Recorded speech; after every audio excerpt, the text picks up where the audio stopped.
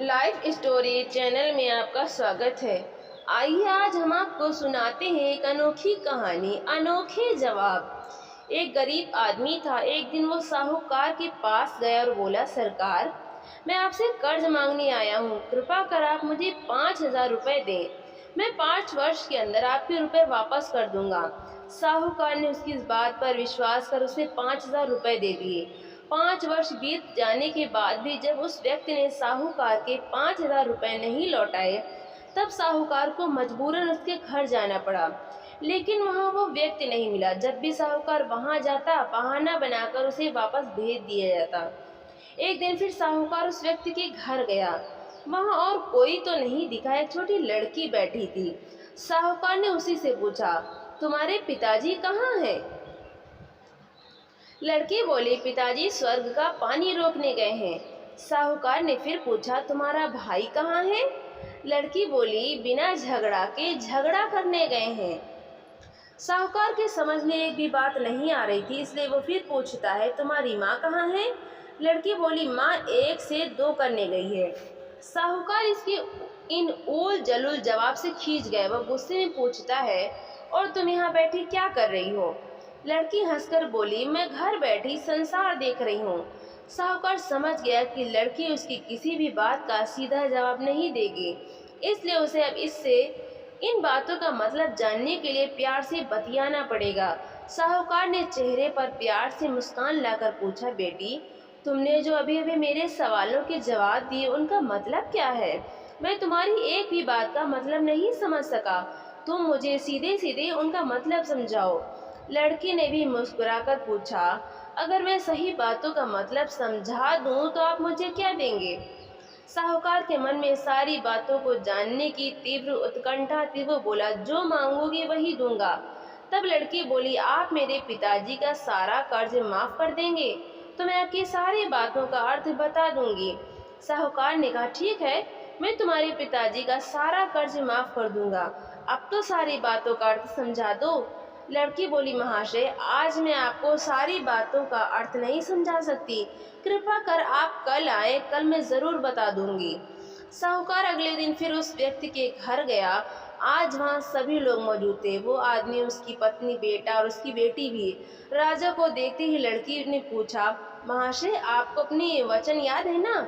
साहूकार बोला, हाँ, मुझे याद है। तुम अगर सारी बातों का अर्थ बता दो तो मैं तुम्हारे पिताजी का सारा कर्ज माफ कर दूंगा।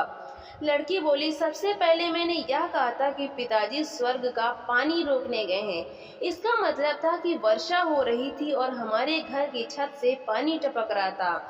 पिताजी पानी रोकने के लिए छत को बना रहे थे, यानी वर्षा का पानी आसमान से ही गिरता है, और हम लोग तो यही मानते हैं कि आसमान में ही स्वर्ग है। बस पहली बात का अर्थ यही है। दूसरी बात मैंने कही थी कि भैया बिना झगड़ा के झगड़ा करने गए हैं। इसका मतलब था कि वे रेंगनी के कांटे को काटने गए थे। अगर कोई भी रेंगनी के कांटे को काटेगा तो उसके शरीर में जहां तहां कांटा गड़ ही जाएगा, यानी झगड़ा नहीं करने पर भी झगड़ा होगा और शरीर पर खरोंचें आएंगी। साहूकार उसकी बातों से सहमत हो गया। वो मन ही मन उसकी चतुराई की प्रशंसा करने लगा। उसने उत्सुकता के साथ पूछा, और तीसरी चौथी बात का मतलब बेटी?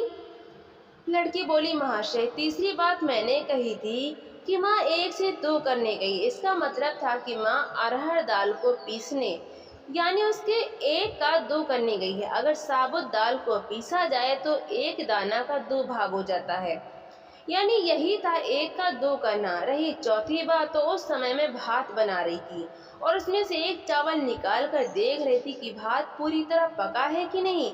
इसका मतलब है कि मैं 1 चावल देख कर ही जान जाती कि पूरा चावल पका है कि नहीं, अर्थात चावल के संसार को मैं घर बैठी देख रही थी। यह कहकर लड़की चुप हो गई।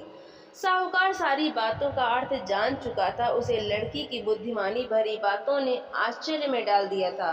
फिर साहूकार ने कहा, बेटी, तुम तो बहुत चतुर हो, पर एक बात समझ में नहीं आई कि यह सारी बातें तो तुम मुझे कल भी बता सकती थी, फिर तुमने मुझे आज क्यों बुलाया?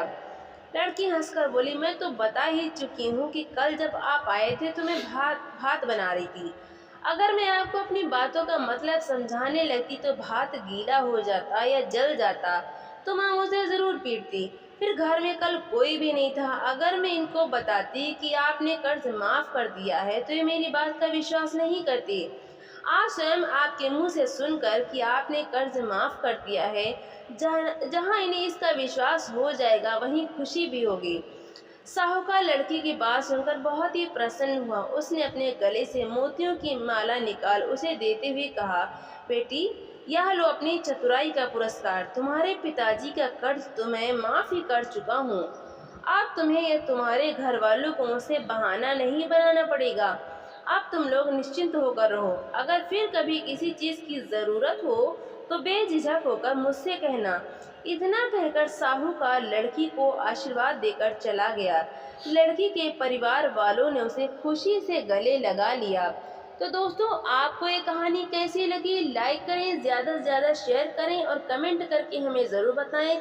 और चैनल को सब्सक्राइब करना बिल्कुल भी ना भूलें। तो मिलते हैं हम अगली नई कहानी के साथ। बहुत बहुत धन्यवाद।